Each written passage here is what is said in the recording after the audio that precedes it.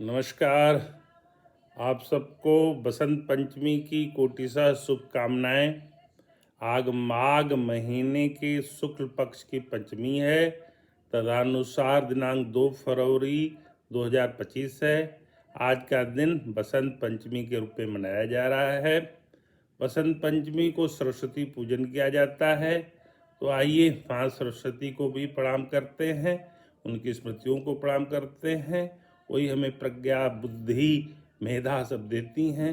उनको हम प्रणाम करके उनसे आशीर्वाद लेते हैं। आज की गीता चर्चा में चर्चा नंबर 41 है और जिसमें पुरुषोत्तम योग अध्याय 15 की चर्चा करेंगे। अध्याय 15 सबसे छोटा अध्याय है अध्याय 12 की तरह। अध्याय 12 और अध्याय 15 में मात्र 20 श्लोक हैं, लेकिन बहुत महत्वपूर्ण अध्याय है। अध्याय पर में भगवान ने जीवात्मा के महत्वों के बारे में बताया है। आज अपनी चर्चा जब मैं प्रारंभ करने जा रहा हूं तो मेरे मन में एक विषय ज्योतिष का बड़ा तेजी से घुमड़ रहा है, क्योंकि मैंने अपनी चर्चा में देखा कि गीता में जो पूर्वजन्म, पुनर्जन्म और कर्म के जितने सिद्धांत हैं, जिसमें प्रारब्ध कर्म की बातें आई हैं, संचित कर्म, कर्माण कर्म, ये सारी बातें ज्योतिष से भी साबित हो रही हैं। अर्थात ज्योतिष और गीता का मूल एक ही है। ज्योतिष को वेद का नेत्र कहते हैं और गीता भी वेद से उपजे हुए उपनिषद से गीता उपजी है। तो दोनों की थ्योरी और सिद्धांत पुस्तक आकर के कहीं मेल खाते हैं और बड़ा साम्य रखते हैं। जैसे मैंने ज्योतिष में 5वां अध्याय का अध्ययन किया था तो उसमें लिखा था कि ये पूर्व जन्म के आपके कुछ कर्म हैं जो प्रारब्ध के रूप में इस जन्म में मिलते हैं। यानी पूर्व जन्म के कुछ कर्म, जो भी कर्म रह गए, वो जब प्रारब्ध बन के आते हैं तो पंचम स्थान पे आपको उनका सूचना मिलता है कि आपको इस तरह का विद्या मिलेगी, इस तरह की संतान संतति मिलेगी और उनसे जो आपका पुराने जन्म का जो हिसाब किताब है उसकी पूर्ति इस जन्म में होगी।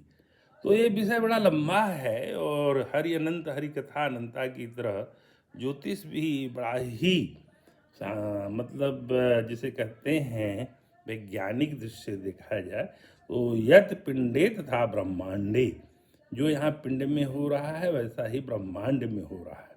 और आजकल महाकुंभ लगा हुआ है। महाकुंभ के बारे में भी थोड़ी चर्चा कि माघ मकरगत रवि जब हुई तीरथ पति आवहु सब कोई। यानी माघ महीने में जब सूर्य भगवान मकर राशि में जाते हैं तभी बुलाया गया है। अब मकर राशि शनि की राशि है। सूर्य भगवान शनि जी के पिता हैं। यानी माघ महीने में प्रतिवर्ष एक महीने के लिए पिता सूर्य अपने पुत्र शनि के घर में जाते हैं, तब माघ मेला लगता है। और जो ज्योतिष की तमाम ग्रहों की स्थिति है उसमें बृहस्पति जब वृष राशि में होते हैं तभी प्रयाग का महाकुंभ लगता है। और इसी तरह से जब बृहस्पति सिंह राशि में होते हैं, सिंहस्थ होते हैं, तब उज्जैन में महाकुंभ लगता है। इसी प्रकार हरिद्वार में और नासिक में 3-3 साल के अंतराल पे कुंभ लगता है। और आप सबको यह विदित है कि प्रति बार उसमें घूम घूम के ये कुंभ की कल्पना की गई है, परिकल्पना की गई है, जो कि देवासुर संग्राम में निकले हुए अमृत के लिए देव और असुर जब आपस में संघर्षरत हुए तो इंद्र के लड़के जयंत ने कुंभ को लेकर के उड़ान भरी और 4 जगहों पर विश्राम किया। तो जो अमृत के बिंदु छलके, तो ये ज्योतिषीय गणना के हिसाब से सब रचित है कि कब कहाँ का कुंभ लगेगा और उन अमृत की बूंदों का कुछ अंश है। तो ये छलका हुआ अंश उस समय जरूर उसके जल में, त्रिवेणी के जल में या क्षिप्रा के जल में या गोदावरी के जल में या गंगा जी के जल में जब जब जहाँ कुंभ लगता है तो वो मिलता है, इसलिए कुंभ मनाया जाता है। तो इसका भी बड़ा ही वैज्ञानिक रहस्य है और इसको जो लोग जानते हैं वो यहाँ पे आकर के अपने तन मन को प्रवृत्त करते हैं और अपने इस जीवन को सफल बनाने का प्रयास करते हैं। तो आइए अपनी चर्चा शुरू करने के पहले यह बता दें कि मेरे इस चैनल का नाम समग्र आध्यात्मिक चिंतन है, इसलिए मैं इस तरह के चिंतन यहाँ पे रखता हूँ। इसमें आप सबका स्वागत है। और चर्चा शुरू करने के पहले भगवान कृष्ण को याद करते हैं हमेशा की तरह। कृष्णाय वासुदेवाय हरे परमात्मने प्रणतः क्लेश नाशाय गोविंदाय नमो नमः। वो जो भगवान सूर्य की बात की हमने और शनि जी की उनके पुत्र हैं, उसका नवग्रह सूतम में भी जिक्र आया है। वो इस प्रकार है, नीलांजन समाभासम रविपुत्रम हिमाग्रजम छाया मार्तन संभूतं तं मामी शनैश्चमम्। ये रविपुत्र हैं और यमराज महोदय के बड़े भाई हैं। इनकी माता का नाम छाया था और नीलांजन समाभासम नीले वर्ण के है। इस प्रकार से हम शनि महाराज की जो माघ मकर गत रवि हुई उसकी यहाँ पे स्पष्टीकरण को देखा। 15वें अध्याय के बारे में मैंने बता ही दिया। आगे देखते हैं। 5वें हर अध्याय का आरंभ भगवान उवाच या अर्जुन उवाच होता है, यहाँ भगवान उवाच से हुआ है। इसमें भगवान कहते हैं, ऊर्ध्वमूल मधः शाखम अश्वत्थं प्राहुर्वयम् छंदासि यस्य पर्णानि यस्तं वेद स वेदवित्। श्री भगवान बोले, आदि पुरुष पुरुषोत्तम रूप मूल वाले और ब्रह्मा रूप मुख्य शाखा वाले, जिस संसार रूप पीपल के वृक्ष को अविनाशी कहते हैं तथा जिसके पत्ते कहेंगे हैं, उस संसार रूप वृक्ष को जो पुरुष मूल सहित तत्व से जानता है, वह वेद के तात्पर्य को जानता है वाला है। तो यह संसार पीपल के वृक्ष की तरह है। तो इसका जो है ऊर्ध्वमूल, इसका जो मूल है ऊपर है। तो ये चीज जब आप देखेंगे पीपल को, तो जब वो अपने बीज से प्रस्फुटित होता है तो उसका जड़ ऊपर होता है। तो इसकी परिकल्पना को भगवान ने इस तरह से बोला है कि आदि पुरुष परमेश्वर रूप मूल वाले और ब्रह्मा रूप मुख्य शाखा वाले, जिस संसार रूप पीपल के वृक्ष को अविनाशी कहते हैं तथा वेद जिसे के पत्ते कहेंगे, इस अविनाशी स्वरूप के वेद पत्ते कहे गए हैं, उस संसार वृक्ष को जो पुरुष मूल सहित तत्व से जानता है, वह वेद को तात्पर्य को जानने वाला है। आइए इसको आगे बढ़ के समझने का प्रयास करते हैं। अधश्चोर्ध्वं प्रसूतास्तस्य शाखा गुण प्रविद्धा विषय प्रवाला।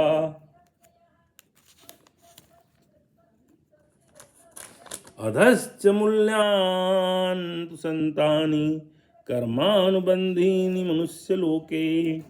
उस संसार वृक्ष की तीनों गुण रूप जल के द्वारा बढ़ी हुई विषय भोग रूप कोपलों वाली देव मनुष्य और त्रियक आदि योनि रूप शाखाएं नीचे और ऊपर सर्वत्र फैली हुई हैं तथा मनुष्य लोक में कर्मों के अनुसार बांधने वाली अहंता ममता और नुसना रूपी जड़ें भी नीचे और ऊपर सभी लोगों में व्याप्त हो रही हैं।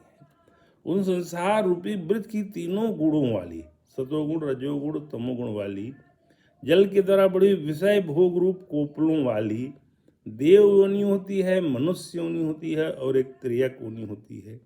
आदि योनि रूप शाखाएं नीचे और ऊपर स्वतः फैली हुई हैं तथा मनुष्य लोक में कर्मों के अनुसार बांधने वाली अहंता ममता और वासना बीजड़ें भी नीचे और ऊपर सभी लोकों में व्याप्त हो रही हैं। न रूपम से यह तथोपलभ्यते नान्तो न चादिन च संप्रतिष्ठा अश्वत्थमेनं सुविरूढ़ मूल मसंग शस्त्रेण दृढ़ेन छित्वा। इस संसार वृक्ष का स्वरूप जैसा कहा जाता है वैसा यहाँ विचार काल में नहीं पाया जाता। क्यों? न तो इसका आदि है और न अंत है, न इसकी अच्छी प्रकार से स्थिति है। इसलिए इस अहंता ममता और वासना रूप अति दृढ़ मूलों वाले संसार का पीपल के वृक्ष को दृढ़ वैराग रूप शस्त्र द्वारा काट कर आगे बढ़ते हैं। ततः पदं तत्परिमार्गितव्यम् अस्मिन् गता न निरुतन्ति भूय तमेव चाद्यं पुरुषं प्रपद्ये यतः प्रवृत्ति प्रसुता पुराणी। उसके पश्चात उस परम पद रूप परमेश्वर को भली भांति खोजना चाहिए, जिसमें गए हुए पुरुष फिर लौट कर संसार में नहीं आते। जिस परमेश्वर के इस पुरातन संसार वृक्ष की प्रवृत्ति विस्तार को प्राप्त हुई है, उसी आदि पुरुष नारायण के मैं शरण हूँ।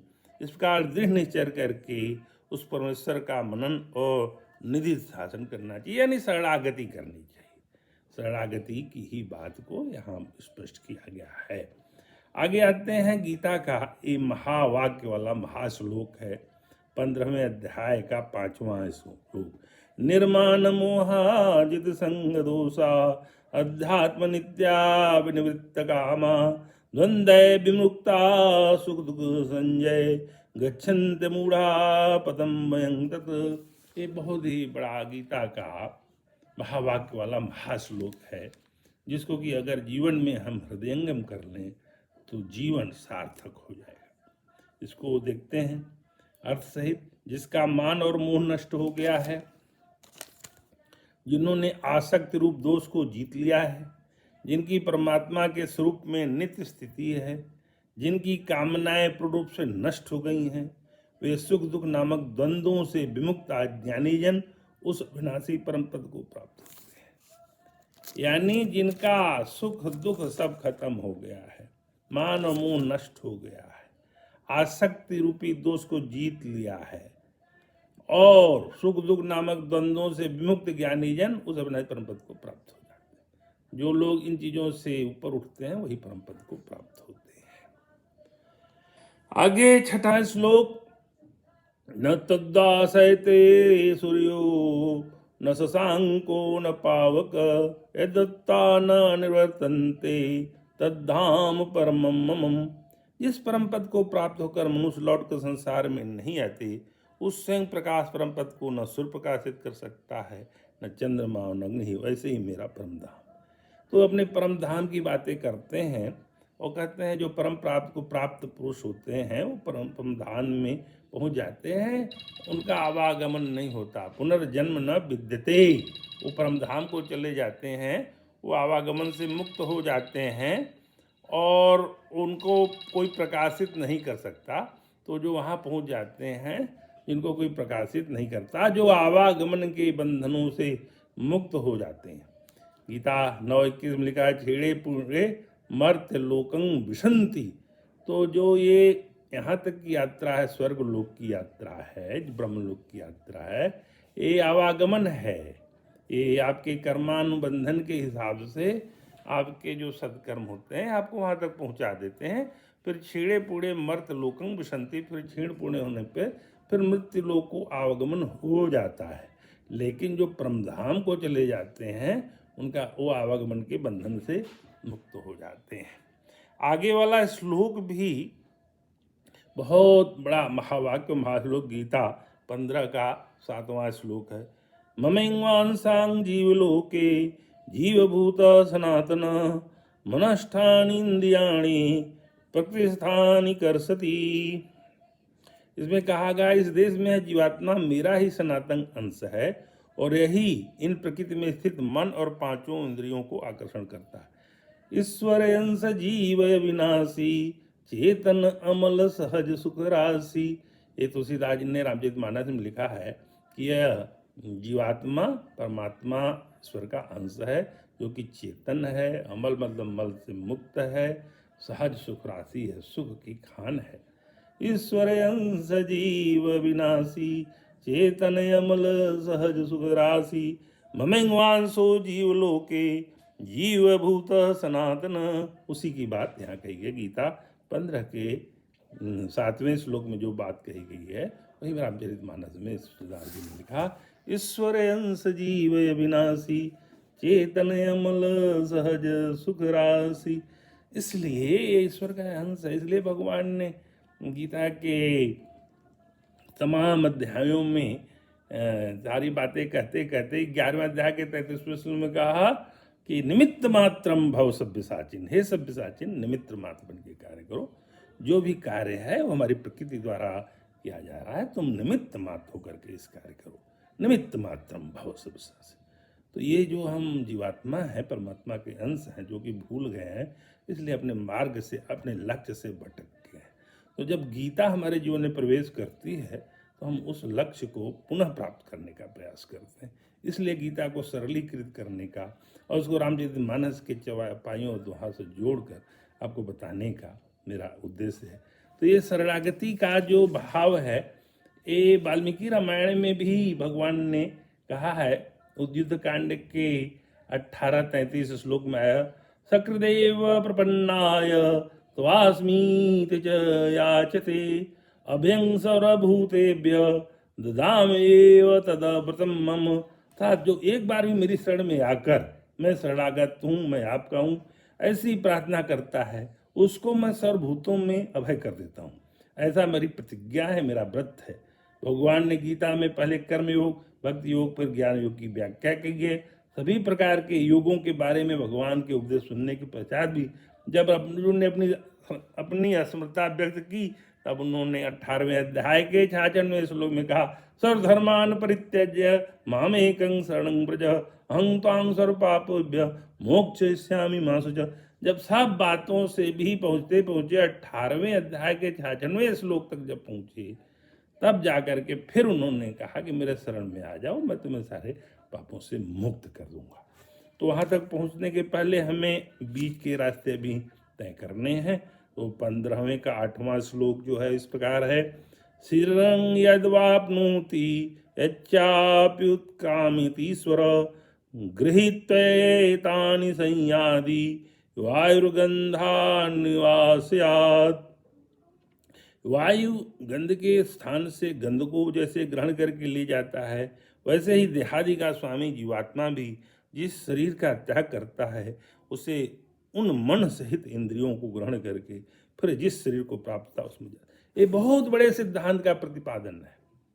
ये जीवात्मा जब ये शरीर छोड़ती है, स्थूल शरीर को छोड़ती है, तो स्थूल शरीर रह जाता है, साथ में मन, इंद्रिय, बुद्धि और इसके अंदर की चेतना वो जीवात्मा अपने साथ ले जाती है, और आगे वो जिस शरीर में जाती है उस शरीर में वो सारा चला जाता है जीवात्मा के साथ।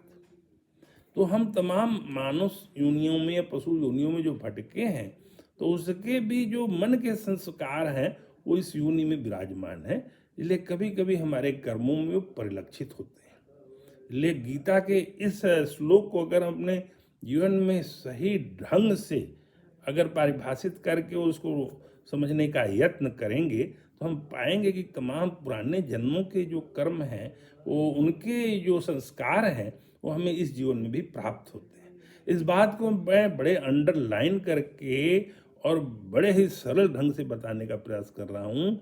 वो ये है कि जीवात्मा जब ये शरीर छोड़ती है, तो अपने साथ इस शरीर से मन और इंद्रिय के व्यवहार भी ले जाती है, और ये केवल स्थूल शरीर होता है। वो अगले शरीर में जाती है तो अपने साथ लिए हुए ये मन और इंद्रिय के व्यवहार उस शरीर को भी प्राप्त होते हैं। इस तरह से अनेक पूर्व जन्मों के भी मन और इंद्रिय के संस्कार वो जीवात्मा लेके घूम रही है। इसलिए हमें पुराने जन्मों के भी संस्कार इस जन्म में प्राप्त होते हैं या आने वाले जन्म में प्राप्त होते हैं, और हम उससे वंचित नहीं रहते। इसलिए ये बहुत बड़े सिद्धांत का प्रतिपादन गीता के 15वें अध्याय के 8वें श्लोक में किया गया है, जिसको मैं पुनः अंडरलाइन करके बोलना चाहता हूँ और आपको बताना चाहता हूँ कि आपको अगर इसमें कोई शंका है तो गीता के 15 अध्याय के 8वें श्लोक को बार बार पढ़िए, फिर से पढ़िए। आइए 9वें श्लोक पे आते हैं। इस जीवात्मा के स्वभाव से सारे वर्णन इन श्लोकों में कहा गया, जो कि 11वें श्लोक तक चलेगा, तो इसको बड़ा ध्यान से सुनने का प्रयास करिए। श्रोतं चक्षुस्पर्शनं च रसनं घ्राणमेव च अधिष्ठाय मनश्चायं विषयानुपसेवते। यह जीवात्मा छोट, चक्षु और त्वचा को तथा रसना, घ्राण और मन को आश्रय करके अर्थात इन सब के सहारे से ही विषयों का सेवन करता है। फिर देखिए जीवात्मा किस तरह से विषयों का सेवन करता है, उसकी व्याख्या। यह जीवात्मा छोट, चक्षु और त्वचा को तथा रसना, घ्राण और मन को आश्रय करके अर्थात पांचों जो आपकी ज्ञानेंद्रियां हैं उनका यहाँ जन्म आ गया है। आँख, चक्षु, आँख मतलब आँख, कान, त्वचा, जीभ, घ्राण, रसना, स्वाद और मन और पांचों ज्ञानेंद्रियों को आश्रय करके ये विषयों का सेवन करती है। ये जीवात्मा पांचों आपकी ज्ञानेंद्रिया और मन का आश्रय ले करके विषयों का सेवन करती है। ये जीवात्मा के स्वभाव का वर्णन बड़े अच्छे और स्पष्ट ढंग से किया है इसमें भगवान ने। बड़ा ही सुंदर वैज्ञानिक निरूपण है। फिर 10वें श्लोक में आता है, उत्क्रामन्तं स्तं वापि भुञ्जानां वा गुणान्वितं विमूढानानुपश्यन्ति पश्यन्ति ज्ञानचक्षुषा। शरीर को छोड़कर जाते हुए को अथवा शरीर में स्थित हुए को अर्थात विषयों को भोगते हुए इस प्रकार तीनों गुणों से युक्त हुए को भी अज्ञानी जन नहीं जानते। केवल ज्ञान रूप नेत्रों वाले विवेकशील ज्ञानी ही तत्व से जानते। भगवान को केवल तत्व से युक्त ज्ञानी ही जान सकते हैं, विमूढ़ लोग नहीं जानते। शरीर को छोड़कर जाते हुए को अथवा शरीर में स्थित हुए को अथवा विषयों को भोगते जिस प्रकार तीनों गुणों सतोगुण रजोगुण तमोगुण से युक्त हुए को अज्ञानी जन नहीं। ये ज्ञानी लोगों के विषय है, इसलिए ज्ञानी बनने का यत्न करिए। गीता पढ़ने से आदमी ज्ञानी बन जाएगा, ये मेरा विचार है, मेरी दृढ़ इस पे मेरी सम्मति है। 11वां श्लोक है, यतन्तो योगिनश्चैनं पश्चातात्मन्यवस्थितं यतन्तो अप्रकृतात्मानो नैनं पश्यन्त्यचेतस। यत्न करने वाले योगी जन भी अपने हृदय में स्थित इस आत्मा को तत्व से जानते हैं, किंतु जिन्होंने अपने अंतःकरण को शुद्ध नहीं किया है, ऐसे ज्ञानी जन तो यत्न करते रहने पर भी इस आत्मा को नहीं जानते। आत्मा को जानना बहुत बड़ी बात है। ईश्वर अंश जीव अविनाशी चेतन अमल सहज सुख राशि। ये जीवात्मा परमात्मा का ही अंश है, लेकिन इसको वही जान पाते हैं जिनका अंतःकरण शुद्ध हो गया है। लेकिन जिन्होंने अपने अंतःकरण का शुद्धिकरण नहीं किया है, वह ज्ञानी जन यत्न करेंगे भी तो इस आत्मा को नहीं जान पाए।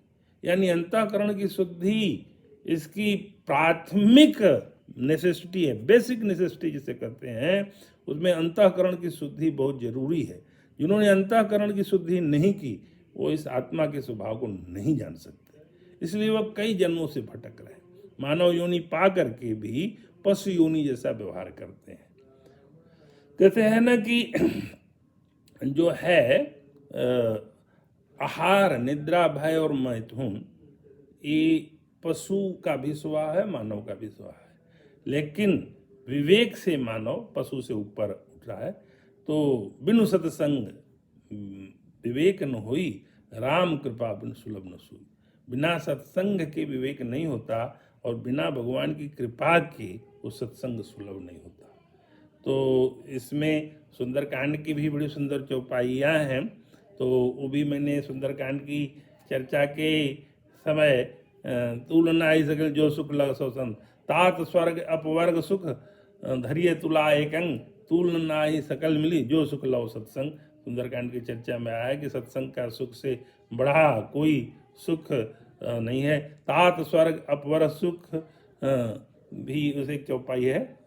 तो इन चौपाइयों को जब हम जोड़ते हैं सुंदरकांड से, तब जाकर के उसका स्पष्टीकरण बड़ा अच्छा ढंग से मिलता है। तात स्वर्ग अपवर्ग सुख वाला चौपाई की मैंने बड़ी सुंदर व्याख्या की थी सुंदरकांड की चर्चा में, उसको इस समय में निकाल के तात स्वर्ग का सुख और अपवर्ग का सुख, अपवर्ग का सुख मतलब मोक्ष के सुख से सत्संग के सुख को ज़्यादा महत्ता दी गई है। तो जब सत्संग करेंगे तब जा कर के आपको विवेक होगा और आपकी अंतःकरण की शुद्धि होगी, आपकी आत्मा की शुद्धि होगी और आप तब अपने इस जीवन को सार्थक और सदुपयोगी बना सकेंगे। आइए फिर से याद करते हैं। सर्वे भवन्तु सुखिनः, सर्वे सन्तु निरामया, सर्वे भद्राणि पश्यन्ति मा कश्चित् दुःखभाग् भवेत्। कृष्णाय वासुदेवाय हरे परमात्मने प्रणतः क्लेशनाशाय गोविंदाय नमो नमः। आप सबको बसंत पंचमी की पुनः कोटिशः शुभकामनाएं। गीता के 15वें अध्याय की 11वें श्लोक तक की चर्चा अब यहाँ तक पूर्ण की जा रही है। अगली चर्चा अगले अंक में। नमस्कार।